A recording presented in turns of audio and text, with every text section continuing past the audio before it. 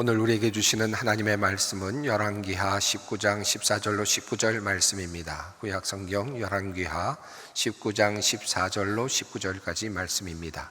이 계시의 말씀을 봉독할 때 다 함께 살아계신 하나님의 음성을 들으실 수 있기를 바랍니다. 히스기야가 사자의 손에서 편지를 받아보고 여호와의 성전에 올라가서 히스기야가 그 편지를 여호와 앞에 펴놓고 그 앞에서 히스기야가 기도하여 이르되 그룹들 위에 계신 이스라엘의 하나님 여호와여, 주는 천하만국의 홀로 하나님이시라. 주께서 천지를 만드셨나이다. 여호와여, 귀를 기울여 들으소서. 여호와여, 눈을 떠서 보시옵소서. 사내립이 살아계신 하나님을 비방하러 보낸 말을 들으시옵소서. 여호와여, 아수르 여러 왕이 과연 여러 민족과 그들의 땅을 황폐하게 하고 또 그들의 신들을 불에 던져 싸우나 이는 그들이 신이 아니요 사람의 손으로 만든 것 곧 나무와 돌 뿐이므로 멸하였나이다. 우리 하나님 여호와여, 원하건대 이제 우리를 그의 손에서 구원하옵소서. 그리하시면 천하만국이 주 여호와가 홀로 하나님이신 줄 알리이다 하니라. 아멘. 사랑하는 성도 여러분, 우리가 인생의 벼랑 끝에 섰을 때 우리의 손과 마음은 어디로 향할까요? 감당하기 힘든 위기 앞에 직면했을 때 가장 먼저 생각나는 존재는 과연 누구입니까? 하나님입니까? 아니면 다른 누구입니까? 오늘 우리가 함께 읽은 열왕기하 19장 본문은 바로 이러한 인간의 본성과 믿음의 본질이 정면으로 충돌하는 역사의 현장입니다. 때는 주전 701년경입니다. 하나님의 백성 남유다와 수도 예루살렘은 국가 멸망의 갈림길에 서 있었습니다. 당시 절대적 제국이었던 아수르의 왕 산헤립이 18만 5천 명에 달하는 정예 대군을 이끌고 유다를 침공했기 때문이었습니다. 이미 유다의 수십 개 성읍이 함락을 당해서 불에 타고 있었고 이제 남은 곳은 예루살렘 성 하나뿐이었습니다. 예루살렘 성 안의 백성들은 공포와 절망에 짓눌려 있었습니다. 그런데 바로 그 순간 전쟁의 판도를 일거에 뒤흔들 만한 엄청난 소식이 그들에게 들려옵니다. 그것은 바로 저 멀리 남쪽 아프리카 대륙에서부터 거대한 군대가 몰려오고 있다라고 하는 소식이었습니다. 아수르 왕은 구스 왕 디르하가가 당신과 싸우고자 나왔다 함을 듣고 대군을 이끌고 올라오고 있는 구스 왕의 이름은 바로 디르하가였습니다. 절체절명의 위기 가운데 있었던 예루살렘 사람들의 눈에는 남쪽에서 흙먼지를 일으키며 북상하는 디르하가야말로 현실적으로 자신들을 아수르의 칼날에서 건져낼 유일한 희망처럼 보였을 것입니다. 당시 남유다의 왕이었던 히스기야의 입장에서 본다면, 그리고 당시 남유다의 정치 지도자들의 관점에서 본다면 이러할 때에 나라의 위기를 극복할 방법은 올라오고 있는 디르하가와 연합작전을 구사하는 것이었을 것입니다. 이미 남유다는 아수르의 수중에 대부분 넘어가 있었습니다.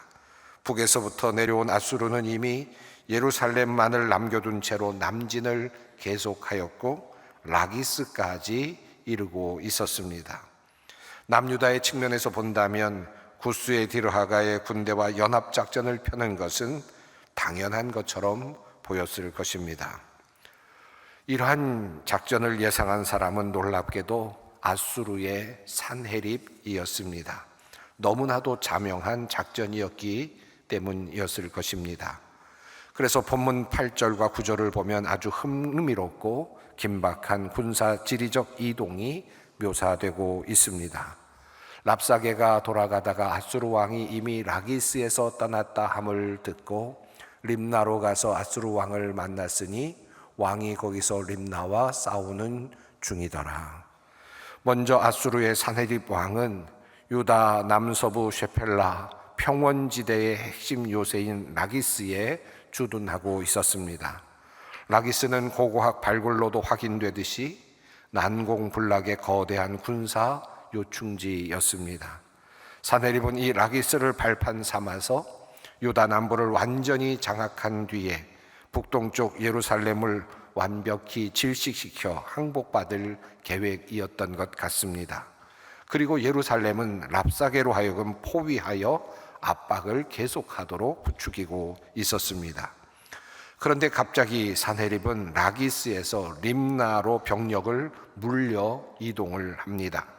림나는 라기스에서 북쪽으로 약 15km 정도 올라간 곳에 위치하고 있습니다. 불패를 자랑하던 아수르 대군이 남부 최전방인 라기스에 머물지 않고 왜 북쪽으로 병력을 후퇴시켰을까요? 그 이유는 바로 9절에 기록된 대로 구스왕 디르하가가 출격했다는 소식 때문이었습니다. 남쪽 이집트 국경을 넘어 대군이 북진해 온다는 첩보를 들은 사네립은 자칫 구스 대군과 예루살렘 군대 사이에 끼어 협공을 당하는 위기를 감지합니다. 그래서 남부 전선에서 북쪽으로 후퇴하여 유리한 방어 진영을 구축하고 그리고 전열을 재정비하기 위해서 작전상 후퇴를 감행한 것으로 보입니다. 자, 그렇다면 당시 아수르의 왕 사네립을 긴장시키고 후퇴하게 만들었던 디르하가는 과연 어떤 인물일까요? 성경에 등장하는 이 디르하가는 가공의 인물이 아니라 세계 역사와 고고학에도 분명하게 드러나고 있는 실존 인물입니다. 세계사에서는 그를 타하르카라는 이름으로 부릅니다. 그는 고대 이집트 제25왕조를 통치했던 역사상 가장 유명하고 위대한 검은 파라오였습니다. 그의 출신지인 구스는 오늘날 아프리카의 수단과 에티오피아 일대를 아우르는 고대 누비아 왕국이었습니다.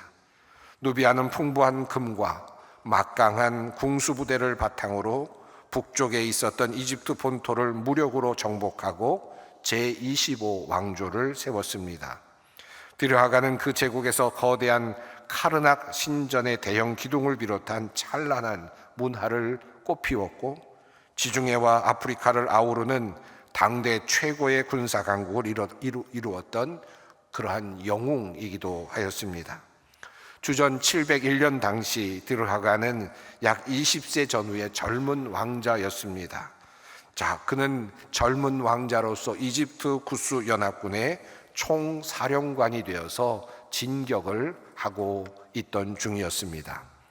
그 화려한 전차 부대와 건장한 아프리카 정예병들을 이끌고 북상하는 디르하가의 위용은 멸망 직전의 유다 백성들에게는 그야말로 하나님께서 보내주신 수호천사처럼 보였을 것입니다. 이러한 위서에 아수르의 사네립 왕도 잠시 당황한 듯 보입니다. 우선 전선을 살짝 물려서 림나에 진을 칩니다. 혹시나 있을 예루살렘의 공격을 사전에 막기 위해서 강력한 심리전도 구사를 합니다. 사네립은 히스기야에게 사람을 보내어 이전보다 훨씬 더 거칠고 불경한 협박 편지를 보내죠. 아수르 왕은 구스 왕 디르하가가 당신과 싸우고자 나왔다 함을 듣고 다시 히스기야에게 사자를 보내며 이르되 너희는 유다의 왕 히스기야에게 이같이 말하여 이르기를 내가 믿는 내 하나님이 예루살렘을 아수르 왕의 손에 넘기지 아니하겠다 하는 말에 속지 말라. 아수르 여러 왕이 여러 나라에 행한 바 진멸한 일을 내가 들었나니 내가 어찌 구원을 얻겠느냐. 실상 사네립은 남쪽의 디르하가가 두려워서 당장 예루살렘으로 군사를 진격시키지 못하는 처지였습니다. 그런데도 편지로 협박을 합니다. 다분히 심리전이었습니다. 자, 그렇다면 이러한 심리전을 히스기야는 몰랐을까요? 남유다의 정치 지도자들은 이러한 군사적 흐름을 감지하지 못했을까요? 사네립이 디르하가를 의식하여 라기스에서 림나로 병력을 물리고 아수르 군대가 양면 전쟁의 부담 속에서 진퇴양난에 빠져 있었던 바로 그 순간 정치, 군사 전략에 능한 사람들의 눈에는 이때야말로 군사적인 행동을 해야 하는 골든 타임으로 보였을 것입니다. 지금 당장 저 남쪽의 디르하가에게 특사를 보내십시다. 구스의 파라오와 속히 군사와 동맹을 맺고 아수르의 뒤통수를 함께 치십시다. 남유다의 신하들과 친애국파 관료들은 틀림없이 히스기야 왕에게 이렇게 조언을 하고 있었을 것입니다. 왕이여, 무엇을 망설이십니까? 막강한 구스의 군대가 올라오고 있습니다. 저 손을 잡아야 유다가 살 수 있습니다.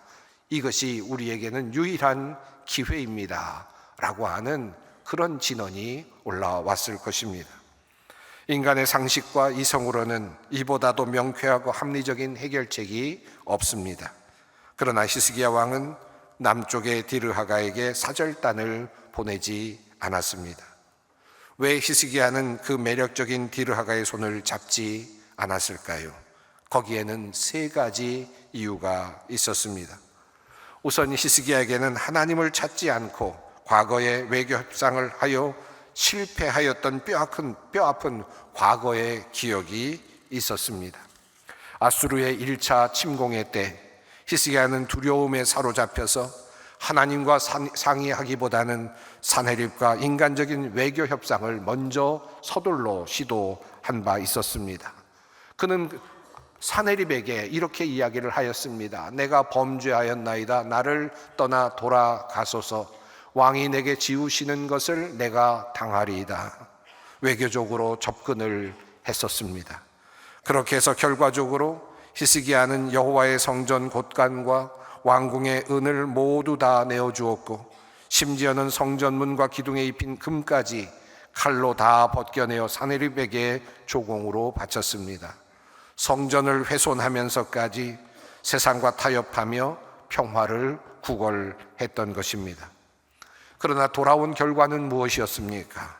사네립은 금과 은을 챙기자마자 안면을 바꾸고 곧바로 대군을 보내어 또다시 예루살렘을 포위한 것입니다. 세상과의 비겁했던 타협, 물질을 통한 외교적 줄타기는 결국은 위기를 해결해 준 것이 아니라 원수들의 조롱과 더 큰 파멸을 불러올 뿐이라는 사실을 히스기야는 그때 온몸으로 깨달았습니다. 세상의 방법은 늘 이러합니다. 그는 이제 또 다른 세상의 권력자인 디르하가에게 손을 내밀어 같은 실수를 반복하지 않기로 결단한 것입니다. 히스기야가 디르하가의 손을 잡지 않은 두 번째 이유가 있었습니다. 이것은 영적인 이유였습니다. 이미 선지자 이사야는 유다 백성을 향하여 끊임없이 강력하게 하나님의 말씀을 이렇게 전하고 있었습니다. 도움을 구하러 애굽으로 내려가는 자들은 화 있을진저. 그들은 말을 의지하여 병거의 많음과 마병의 심이 강함을 의지하고 이스라엘의 거룩하신 이를 앙모하지 아니하며 여호와를 구하지 아니하나니. 애굽은 사람이요 신이 아니며 그들의 말들은 육체요 영이 아니라 여호와께서 그의 손을 펴시면 돕는 자도 넘어지며 도움을 받는 자도 엎드러져서 다 함께 멸망하리라. 하나님께서는 이사야를 통하여 이미 애굽의 도움을 받지 말 것을 끊임없이 말씀하고 계셨습니다. 히스기야는 눈앞에 보이는 강력한 군사적 대안보다 하나님께서 이사야를 통해서 주시는 말씀 앞에 자신의 외교적인 본능과 정치적 계산을 철저히 복속시키고 굴복시켰습니다. 이것이 바로 히스기야의 위대한 점입니다. 하나님의 말씀을 우선으로 놓았다는 것입니다. 그런데 이보다도 더 중요한 이유가 있었습니다. 히스기야가 디르하가에게 도움을 요청하지 않은 이유 세 번째, 가장 중요한 이유는 바로 하나님의 영광과 관련된 문제였습니다. 만약 유다가 디르하가와 손을 잡고 아수르를 물리쳤다면 어떻게 될까요? 승리의 영광은 고스란히 구스왕 디르하가에게 그리고 전차 부대에게 돌아갈 것입니다. 유다는 여전히 구스의 종속국으로 전락하며 살아갈 수밖에 없을 것입니다. 그러나 히스기야의 마음은 단순히 유다가 살아남는 것에만 머물러 있지는 않았습니다. 사네립의 협박 편지를 받아든 히스기야는 사람을 찾아 뛰어다니지 않고 여호와의 성전으로 올라갔습니다. 왜냐하면 그 편지에는 하나님을 조롱하는 내용이 들어있었기 때문입니다. 히스기야가 사자의 손에서 편지를 받아보고 여호와의 성전에 올라가서 히스기야가 그 편지를 여호와 앞에 펴놓고 그 앞에서 히스기야가 기도하여 이르되, 히스기야는 두렵고 치욕스러운 협박 편지를 하나님 앞에 그대로 펼쳐 놓습니다. 그리고 기도합니다. 그의 기도는 이 마지막 기도 지점에서 절정을 이룹니다. 우리 하나님 여호와여, 원하건대 이제 우리를 그의 손에서 구원하옵소서. 그리하시면 천하 만국이 주 여호와가 홀로 하나님이신 줄 알리이다. 히스기야의 기도는 하나님 무서우니 좀 우리를 살려주십시오 라는 수준의 기도가 아니었습니다. 하나님, 저 교만한 사네립이 살아계신 하나님을 모욕하고 있습니다. 우리를 구원하여 주셔서 오직 여호와 하나님만이 온 천하 만국에 홀로 한 분이신 주권자이심을 온 세상이 알게 하옵소서. 자신의 생존을 넘어서 하나님의 이름과 영광을 최우선으로 여기는 그러한 기도였습니다. 히스기야에게도 디르하가에게 손을 내밀고 싶은 유혹이 없지는 않았을 것입니다. 하지만 그는 하나님의 말씀에 먼저 순종하기를 원했고 하나님의 영광을 가장 우선순위에 두기를 원했습니다. 그리고 믿을 수 없는 인간의 약속에 희망을 걸지 않고 오직 살아계시고 능력이 많으신, 그리고 가장 신실하신 하나님께 모든 희망을 걸고자 하였습니다. 역사 속에 이와 같은 위대한 결단을 내린 인물들이 참으로 많이 있었습니다. 그들 중 한 사람이 바로 종교개혁자 마틴 루터입니다. 1521년의 일이었습니다. 종교개혁가 마틴 루터가 황제와 교황청의 소환을 받고 생명의 위협을 느끼며 보름수로 향하고 있었을 때였습니다. 그때 독일의 강력한 기사 단장 프란츠 폰 지킹겐이 루터에게 밀사를 보내어 이렇게 제안을 하였다고 합니다. 루터여, 보름수로 가지 마시오. 우리가 막강한 군대와 무력을 동원해 당신을 호위하고 지켜줄 테니 우리의 칼을 믿으시오. 루터의 눈앞에 나타난 완벽한 구원 투수와 같았던 사람, 즉 또 다른 하나의 디르하가였습니다. 하지만 루터는 그의 무력과 보호의 손을 단호히 거절하며 선언했습니다. 복음은 인간의 칼과 폭력으로 지켜지는 것이 아닙니다. 오직 하나님의 말씀이 일하실 것입니다. 그리고 보름수로 가서 그는 말하지 않습니까? 내가 여기 있나이다. 하나님, 나를 도우소서. 루터는 자신을 지켜주겠다는 기사단의 칼과 정치 권력의 손을 잡지 않았습니다. 세상의 칼을 거절하고 하나님의 말씀 앞에 섰을 때 하나님은 놀라운 일을 행하셨습니다. 루터는 세상의 칼을 거절하고 혈혈단신 하나님의 말씀만을 의지하여 법정으로 들어갔고 하나님은 그 믿음을 통해 역사를 바꾸셨습니다.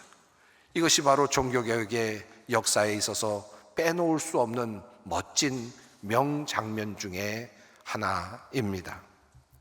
자, 그렇다면 디르하가의 손을 잡지 않은 히스기야와 유다의 운명은 어떻게 되었을까요? 히스기야가 세상의 구원투수 디르하가의 손을 놓고 성전 바닥에 무릎을 꿇고 편지를 펴놓았을 때 만유의 주제이신 하나님께서 즉각 응답하셨습니다.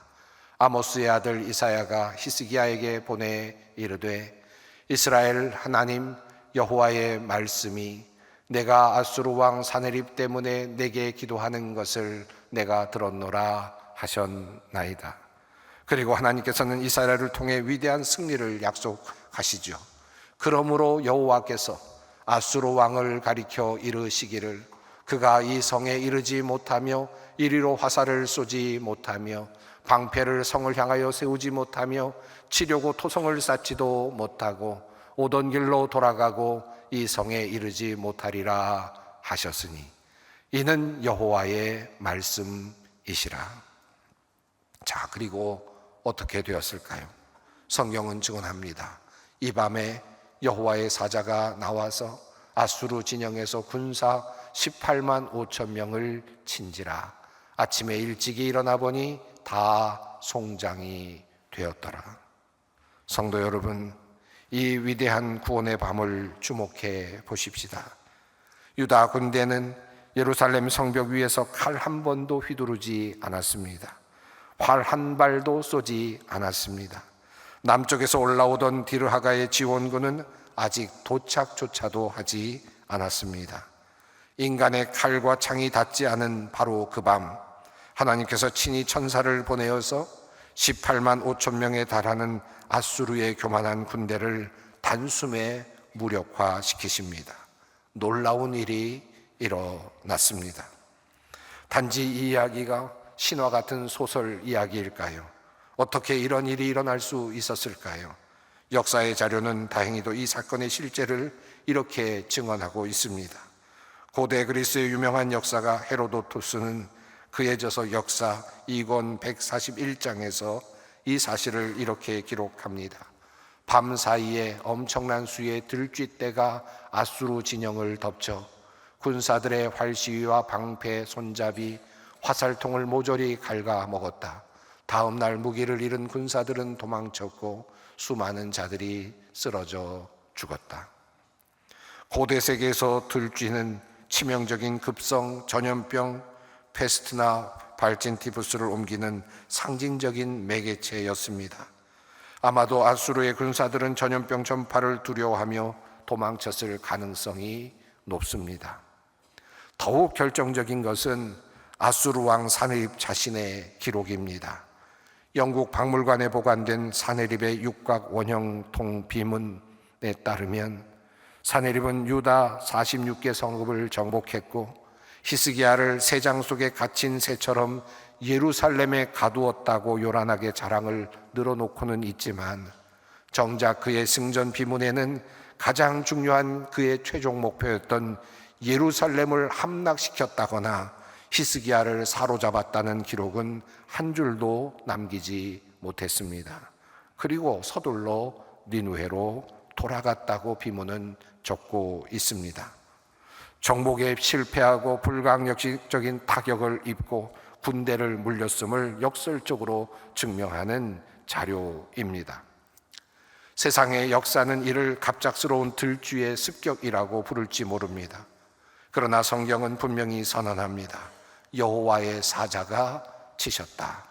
분명 그 밤은 히스기야의 눈물 흘린 기도를 들으신 하나님의 사자가 친히 개입하신 역사적 밤이었습니다. 결국 하나님을 조롱하던 사네립은 군사를 다 잃고 도망치듯 니느웨로 귀환합니다. 그리고 자신이 신뢰하던 우상 니스록의 신전에 엎드려 경배할 때 자신의 친아들들인 아드람멜렉과 사레셀의 칼에 맞아 가장 비참하고 굴욕적인 최후를 맞이하게 됩니다. 자, 그렇다면 만약 히스기야가 디르하가와 손을 잡았더라면 어떻게 되었을까요?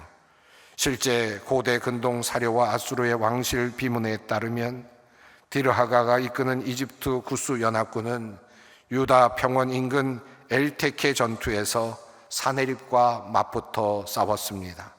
그러나 큰 타격을 입고 패퇴하였다고 전하고 있습니다. 디르하가는 아수르를 완전히 꺾지 못했습니다. 더욱 충격적인 것은 그의 훗날의 역사입니다. 파라오로 즉위한 후에도 디르하가는 아수르 제국과 패권 경쟁을 이어갑니다. 그러나 사네립의 아들 엘살 핫돈과 그의 손자 아슈르 바니팔의 잇따른 침공을 견디지 못했습니다. 결과적으로 아수르 군대는 이집트의 수도 멤피스를 함락시키죠. 그리고 디르하가의 왕비와 아들들을 포로로 끌고 갑니다. 현재 독일 베를린의 페르가몬 박물관에 보관되어 있는 엘살 핫돈의 승전비 또는 발견 장소의 지명을 따서 불리는 진지를리 승전비에는 디르하가가 무릎을 꿇고 아수르 왕 앞에 목줄이 채워진 채 굴력당하는 모습이 새겨져 있습니다. 성도 여러분, 바로 그 모습 속에 히스기야도 있을 뻔했다라는 사실을 생각하게 됩니다. 성도 여러분, 이것이 바로 역사 속 디르하가의 실체였습니다. 만약 히스기야가 여호와의 하나님 대신에 검은 파라오 디르하가의 손을 끝까지 붙잡고 그에게 운명을 맡겼더라면 어떻게 되었겠습니까? 유다는 굿수의 디르하가와 함께 잿더미로 사라졌을 것입니다. 히스기야 역시 목줄이 채워진 채로 굴욕당하는 모습을 아마 어디엔가 새겨 놓여지게 되었을지도 모릅니다. 세상의 권력, 세상의 영웅, 세상의 해결책은 화려해 보이지만 결코 우리를 영원한 위기에서 건져내지 못합니다. 이것은 성경이 경고한 대로 기댈수록 부러져 우리의 손을 찔러 피를 흘리게 만드는 상한 갈대 지팡이일 뿐입니다. 그러므로 역사의 진짜 주관자는 아수르의 사네립도 아니었고 굿수의 파라오 디르하가도 아니었습니다. 오직 만군의 여호와 하나님 한 분만이 역사의 주인이십니다. 사랑하는 성도 여러분, 오늘 우리 안에 보이지 않는 하나님보다 당장 눈에 보이고 손에 잡히는 세상의 강력한 디르하가를 부르고 싶어하는 뿌리 깊은 유혹이 사실은 우리 안에 항상 존재합니다. 나의 병을 고쳐줄 위대한 명의를 찾을 수도 있고, 사업의 문제를 단번에 해결해 줄 큰 손을 찾을 수도 있고, 모함과 위기에서 나를 건져줄 멋진 그리고 유능한 변호사를 찾을 수도 있습니다. 하지만 기억하십시다. 당대 온 천하를 호령했던 위대한 파라오 디르하가조차 결국 아수르의 칼날 앞에 무릎 꿇고 쫓겨난 연약한 인간에 불과했다는 사실을 말입니다. 사랑하는 성도 여러분, 지금 여러분의 손에 들려있는 사네립의 협박 편지는 무엇입니까? 밤잠을 이루지 못하게 만드는 빚과 재정의 압박입니까? 앞이 캄캄해지는 병원의 질병 진단서입니까? 아무리 노력해도 풀리지 않는 자녀의 진로와 가정에 깨어진 관계입니까? 내 힘으로는 도저히 헤어날 수 없는 미래에 대한 막막한 두려움입니까? 이 편지를 손에 쥐고 사람들을 찾아다니며 구걸하지 마십시오. 은밀히 세상의 디르하가들에게 전화를 걸어 타협하려 하지 마십시오. 오늘 히스기야처럼 만군의 여호와의 성전으로 나아오십시오. 그리고 두렵고 떨리는 편지를 하나님 앞에 있는 그대로 펼쳐 놓으십시오. 여러분의 눈물과 상한 마음, 두려움을 주님 앞에 다 쏟아 놓으십시오. 그리고 히스기야처럼 이렇게 부르짖으십시오. 우리 하나님 여호와여, 원하건대 이제 우리를 그의 손에서 구원하옵소서. 그리하시면 천하 만국이 주 여호와가 홀로 하나님이신 줄 알리이다. 내가 쥐고 있던 헛된 세상에 손을 놓고 하나님 앞에 온전히 무릎을 꿇을 때 역사를 주관하시는 만군의 하나님께서 당신의 거룩한 열심으로 친히 일어나 우리를 위해 싸울 것입니다. 여호와의 권능의 팔로 우리의 삶을 짓누르는 18만 5천의 어두움을 완전히 몰아내어 버리실 것입니다. 결국은 썩어지고 무너질 세상의 디르하가를 단호히 내려놓고 영원히 쇠하지 않는 만군의 여호와 하나님만을 나의 영원한 피난처요 요새요 유일한 구원자로 삼아 날마다 믿음으로 승리하는 소망의 성도 여러분들이 되시기를 간절히 바랍니다. 기도하겠습니다. 사랑의 하나님, 오늘 말씀을 통해 위기 앞에서 세상의 헛된 구원 투수를 바라보았던 우리의 연약한 믿음을 회개합니다. 아수르의 거대한 군대 앞에서도 무너질 파라오 디르하가의 손을 잡지 않고 성전에 올라가 편지를 펴놓고 엎드렸던 히스기야의 신앙을 우리에게 허락하여 주시옵소서. 우리의 삶을 옥죄는 18만 5천이라는 막강한 어두움을 하나님 물리쳐 주시고 이 기도의 응답을 통하여 오직 하나님 홀로 영광을 받으시며 주님만이 참 하나님이심을 온 천하에 드러내 보여주시옵소서. 우리의 유일한 구원자 주 예수 그리스도의 이름으로 기도드립니다. 아멘.